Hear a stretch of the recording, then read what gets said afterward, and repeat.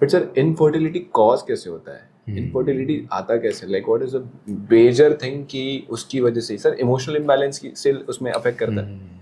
चलो इनफर्टिलिटी को medically define करते हैं.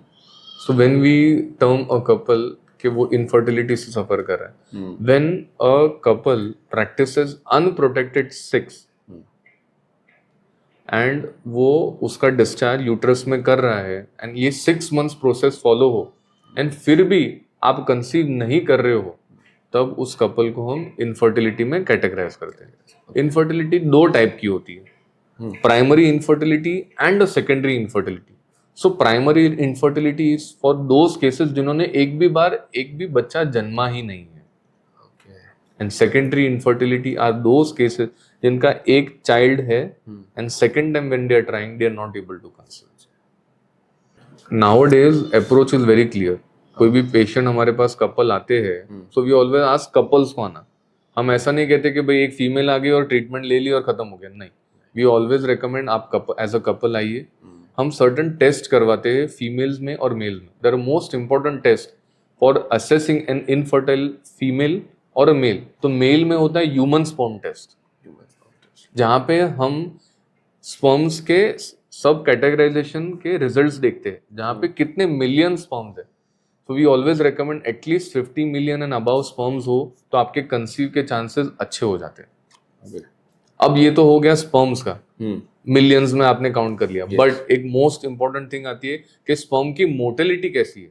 तो आप अगर उसके सब कैटेगराइजेशन में जाओगे, जो ह्यूमन स्पर्म टेस्ट का जो रिजल्ट होता है, उसमें ये होता है कि पहले नॉर्मल स्पर्म्स कितने हैं, एबनॉर्मल स्पर्म्स कितने हैं और उनकी मोटिलिटी की कैपेसिटी कितनी है. तो काफी बार एज अ लेमैन वो खाली देखते हैं कि इतने मिलियन है ना, काम हो जाएगा. नहीं, बट अगर एबनॉर्मल स्पर्म 97% है, 90% है, तो वो कंसीव नहीं कर पाएगा. तो उस मेल को भी आपको मेडिसिन देनी पड़ेगी ताकि उसकी स्पर्म हेल्थ इंप्रूव हो. मेरे पास कुछ हफ्ते पहले एक पेशेंट आया था, who was working in a BPO. वो कपल आया था हमारे पास. तो वो कपल ने तो कहा, सर मेरे हस्बैंड के तो स्पर्म काउंट बढ़िया है, कोई इश्यू नहीं है. मैंने कहा एक बार रिपोर्ट तो दिखा. तो उनका पूरा का पूरा जो एक कांच का आप बोल सकते हो जो एक लूप था, वो पूरा टूट गया. क्योंकि उस हस्बैंड के स्पर्म्स तो अच्छे थे, अबाउट 100 million, बट उसमें number of abnormal sperms was more than 70%. अब वो बेचारे कपल ट्राई करे जा रहे हैं, बट वो हस्बैंड को उन्होंने थेरेपी दिया ही नहीं.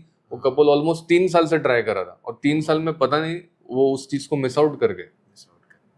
तो ट्रीटमेंट में मेल इनफर्टिलिटी को भी ध्यान रखना जरूरी है. And we have to ask a male patient also कि आप प्रॉपर रिलेशन रख पा रहे हो, डिस्चार्ज आपका आपके फीमेल के वजाना में हो पा रहा है कि नहीं. ये पॉइंट्स हमें एज अ फर्टिलिटी एक्सपर्ट ध्यान रखने पड़ते हैं. अब आते हैं फीमेल्स के ऊपर.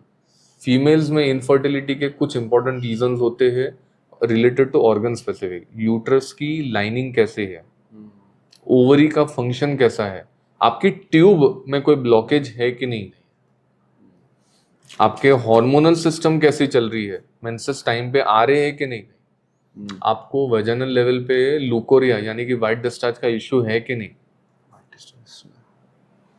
ऐसे उसी के साथ में इमोशनल किन ट्रॉमा से आप गुजर रहे हो या गुजरे हो, के परफॉर्मेंस प्रेशर वगैरह है. ये सब बातें मल्टीपल फैक्टर्स आती है when we are as a fertility expert helping this patient. So हमें बहुत सारी चीजों का असेसमेंट एक वो हाफ एन आवर में करना जरूरी होता है. बट जब हम होम्योपैथिक पॉइंट से जब इन चीजों का असेस करते हैं, हम एक रूट कॉज फाइंड करते हैं कि वो इमोशनल किस कारणों से डिस्टर्ब हुई है. With that our homoeopathic medicine हम उसमें डालते हैं and gradually we get the successful result. अब आप कहोगे कि दवा दे दी सर 1 महीने में कंसीव हो गया.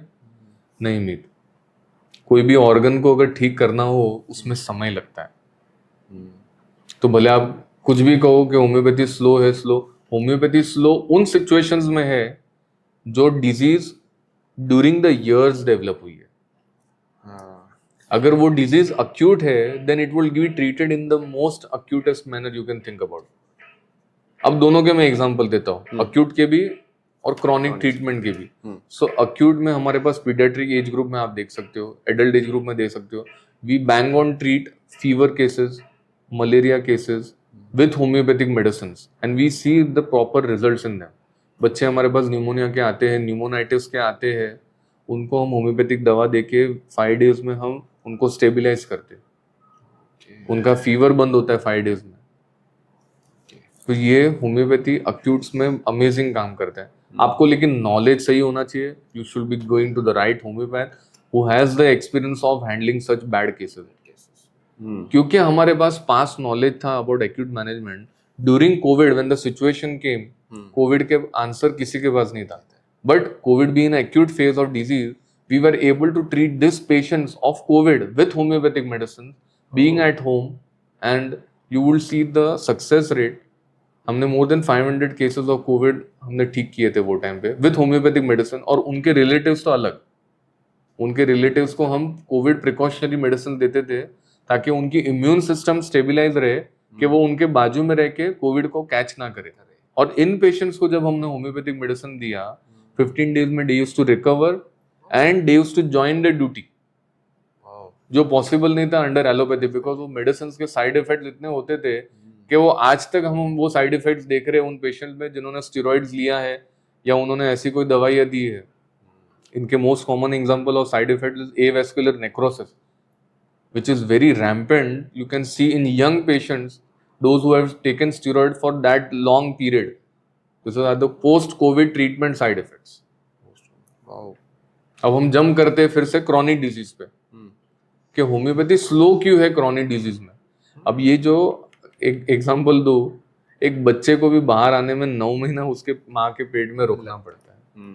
तो हम कुदरत के अगेंस्ट जाके कोई ट्रीटमेंट नहीं करते. तो कोई डिजीज जब एक इतने मन से डेवलप होते आई है तो उसको जब हम दवाइयाँ देते हैं हमें फ्यू मंथ्स लगते हैं एक राइट तरीके से उसको ठीक करने का. एक एग्जांपल दो स्किन डिजीज का.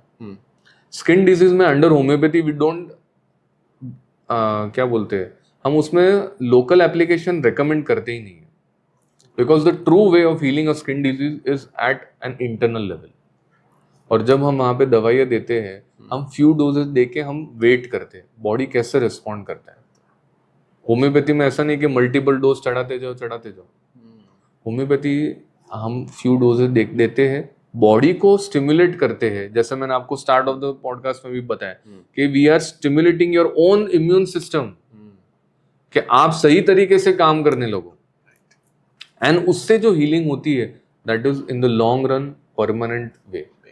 और हमें उसके रिकरेंस ना के बरोबर या बहुत माइल्ड दिखते हैं which can be manage under homeopathy. अब आप बोलोगे कि ये आपने जो तरीका बताया यही तरीका कैंसर में भी अगर आप देखोगे तो वहां पे आपका इम्यून सिस्टम ही तो गड़बड़ कर रहा है. कि आपके खुद के जो बॉडी के डिफेंस मैकेनिज्म है वो जो डिस्टर्ब कैंसर सेल है उसको खा नहीं पा रहा है. तो ये एक थोड़ा कोरिलेशन था, मैं शॉर्ट में कहूँगा, बट ये इस तरीके से. तो